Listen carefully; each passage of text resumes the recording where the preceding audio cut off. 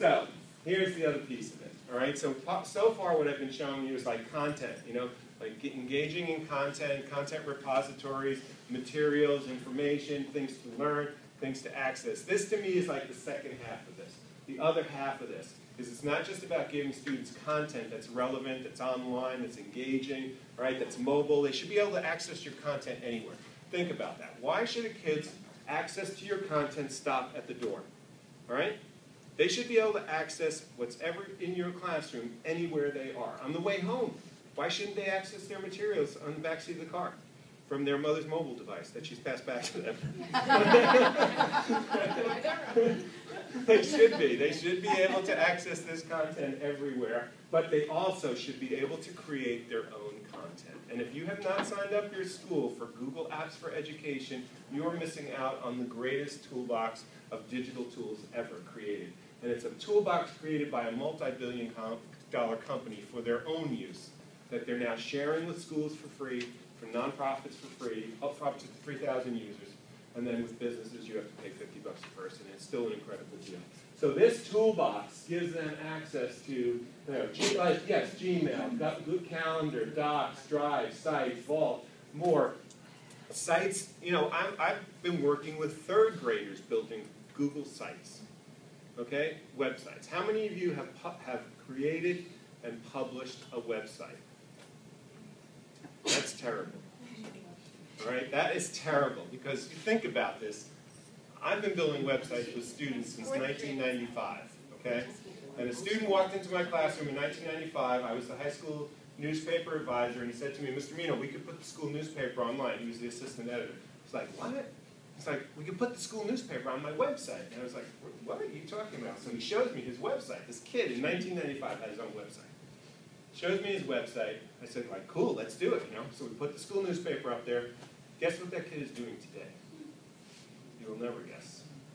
He is in charge of the intellectual property team for YouTube at Google. Oh my God. Yeah, he's 29 years old.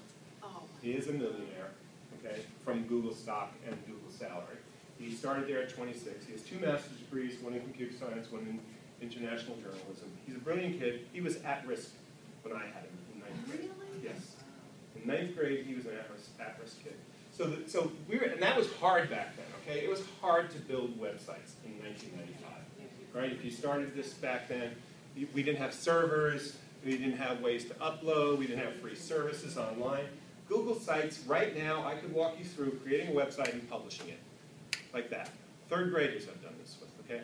I've led a group of 3rd graders. Last week I introduced this. At the Rashi School, it's a school in Dedham, it's a Jewish day school, we introduced the digital portfolio. And we've got a 3rd through 5th grade version. This is the 6th through 8th grade. This is built in a Google site. As soon as you create it, it's online. And you can decide if it's online publicly or privately. You can only share it via the link, or you can share it with everyone in the world. Okay?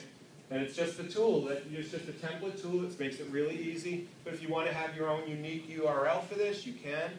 But if not, you can have, you just have it see it's sites.google.com/a, michaelmino.com, and then portfolio. Okay, so that's the long URL that Google assigns to it. But if you have your own domain name, you can point it, I don't know if you know about that, but it's pointing domain name, so it goes to this site. So this is one of the tools. So this school, this year, took the 5th grade science fair project, which used to be 3-fold displays. People love those. Did away with them. Every kid had his own science fair website. And Google, if you're a science teacher, science people, a couple of science people here, Google has, if you haven't heard about the Google Science Fair, it's a phenomenal online science fair, worldwide, global event. Okay, they give you a great template. It's a 10-tab template. Step 1, Step 2, Step 3, Step 4. So you can take the template, and what this 5th grade teacher did is she took the template and we modified it. She made it simplified for 5th grade. But on one of the tabs is, your experiment.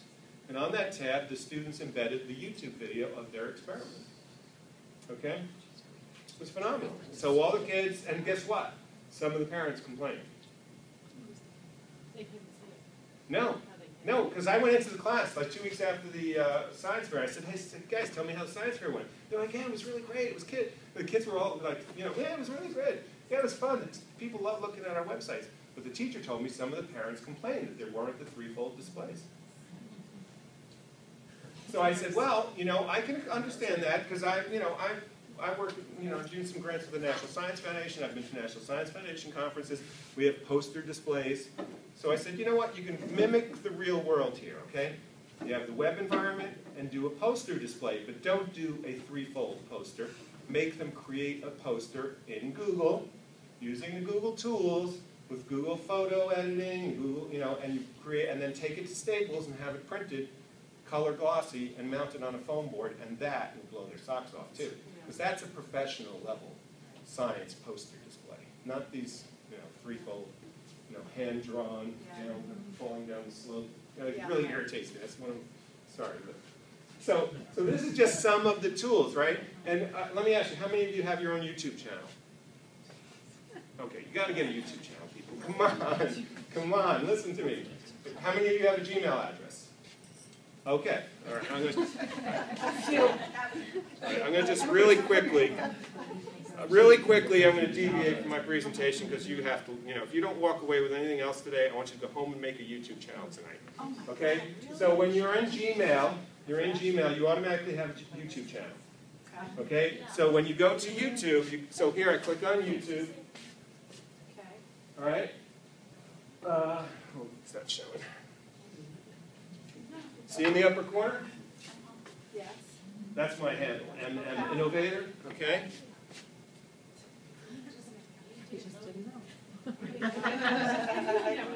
Okay? That is my YouTube channel. All right? All you have to do is sign into your Gmail account, go to YouTube. In the upper left-hand corner, it will either say your name already or it will say sign in. Click that button and it will say, you want to create your YouTube channel. Create your YouTube channel, okay? You have to have a YouTube channel because look. Yeah, why? Because this 10-year-old, no, here, wait. You have to have your own. Hi, I'm Cynthia. If you haven't seen what I do, I make a YouTube show where I show off a bunch of cool projects, from self-circuitry to homemade rockets to Arduino for beginners. I also try and explain. Listen, this 12-year-old has a YouTube channel, people, okay? It makes teachers look bad, okay? This 12-year-old is making teachers look bad. She has an incredible YouTube channel. She was at the White House Science Fair this week. She's being paid by Make Magazine. I don't know what Make Magazine is, this whole group of makers, to create shows to show kids how to make stuff in her YouTube channel. Her father is a 29-year-old high school dropout. He's helping her with this. Her mother's a crafter. She's helping her with the craft stuff. But the kid is amazing, okay? And she has her own YouTube channel. Who has access to it? This one? No, if you have a YouTube channel, who You can decide. That's the beauty of it. That's the beauty of it. So at Rashi School, where we're doing this initiative, they have access to, all the kids are going to have their own YouTube channel. All the teachers have their YouTube channels. Okay? You decide when you post the video, what level of privacy you have on it. You don't have to put your own videos on. No, and that's the beauty of it. So see, if you look at mine, let me show you back. What I love about it is this. See, that's her super awesome, Sylvia's Super Awesome Maker Show is the name of her channel. Okay, but mine is a collection of other people's videos, right? So these are what most schools don't teach. Super Awesome MakerBot Store Tour. That's a video I just put up there. So those are just YouTubes you've collected over the years, kind of thing. Yeah, well, some of these are actually my videos. Here's some video from the course I took with Stanford, right? So he used all YouTube videos. So you put them on here. So if you have YouTube, so if you block YouTube at school, YouTube now has YouTube for schools, where you block the regular school, they block regular YouTube, they create a whitelisted YouTube site where you store and you basically create your playlist of videos, and the students can then only access what's on your playlists. Okay, so I could do a whole session on YouTube, because really, if you have an iPad, right now, in 3 minutes, you can publish to YouTube. Okay, you have an iPhone or an Android phone, right now, 3 minutes, publish to YouTube. That's how easy it is. But the reason why you want that is, once again, just so you can compile your own list of videos. Exactly, exactly. So you can start customizing. First of all, because I'm showing you stuff where all of these other people are creating all this content. Where's your content? Okay? Because really, that's what this is going to call into question. Like, I thought you were the experts. Why aren't you creating this content? I mean, think about that. That's the implications here. We were, at one time, the experts. In 1993, you had to come to your school to get the content. You had to come to your school to get the resources. Okay? Not anymore. These people who have no credentials in education, okay, in some cases, some of them are, many of them are educators, but some don't, are creating content that really, and look, I'm showing you 12-year-old content from 12-year-olds that puts teachers to shame in terms of they don't have the skills to do what these kids are doing. So that's the implications here. And the cloud environment, go back to it. So the cloud environment, Google, if you do nothing else, get this, because Google's tools are phenomenal and they're free.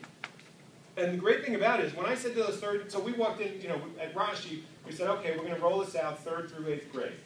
And we said, gee, I wonder how many of the kids already have Gmail accounts. At 3rd grade, it was about 30%. The kid raised his hand, he said, am I supposed to be 13 years old to use Google? And he is, right? And he said, and you know, they have like this whole moral ethical part of their education. So I said, well, I told them I was 13 years old. I said, well, you better discuss that with your rabbi or your mother, because we're not going to get into that. But basically, 30% of the 3rd graders had it, 50% of the 4th graders had it, 70% of the 5th through 7th graders already had their own Gmail account.